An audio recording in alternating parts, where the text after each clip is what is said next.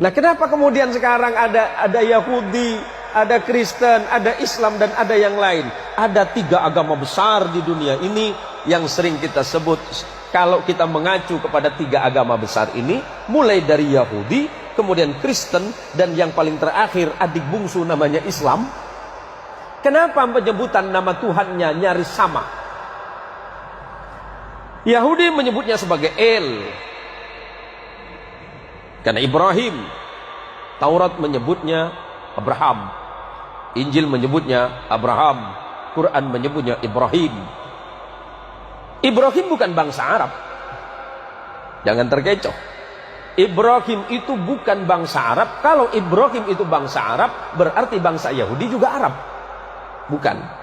Ibrahim itu berasal dari Mesopotamia, yang kemudian sering kita sebut sebagai Irak hari ini, atau dulu sering kita sebut Babilonia. Ibrahim lahir di satu tanah yang bernama Ur Kaldania. Kemudian Ibrahim menyeberang ke Mesir, maka Ibrahim disebut dengan Abraham. Abraham di dalam bahasa bangsa-bangsa Nabi yang terdahulu artinya orang yang melintas. Apa yang dilintasi? Gurun. Ibrahim menikah dengan perempuan Mesir yang bernama Sarah, melahirkan anak laki-laki yang bernama Ishak. Kemudian Ibrahim menikah lagi dengan perempuan yang berasal dari Palestina. Injil sering menyebutnya Kanaan atau Filistin. Punya anak laki-laki namanya Ismail. Maka ujung El itu menunjukkan Tuhan. Kalau ada nama Daniel, Samuel, yang LLLL, itu berarti Tuhan di dalam bahasa Ibrani. Kemudian anak keturunannya, saya singkat saja. Ibrahim punya anak namanya Ishak, menurunkan anak laki-laki namanya Jacob di dalam Injil. Quran menyebutnya Yakub.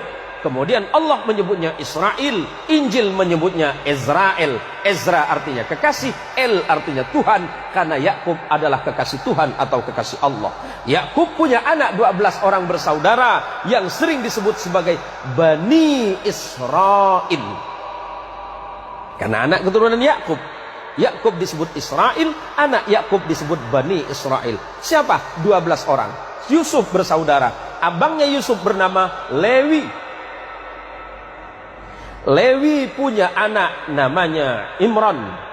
Imran punya anak namanya Moses. Dalam Injil, Quran menyebutnya Musa. Dan punya adik yang bernama Harun.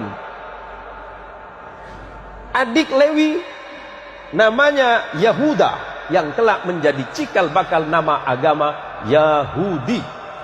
Yahuda punya keturunan terus, salah satunya bernama David.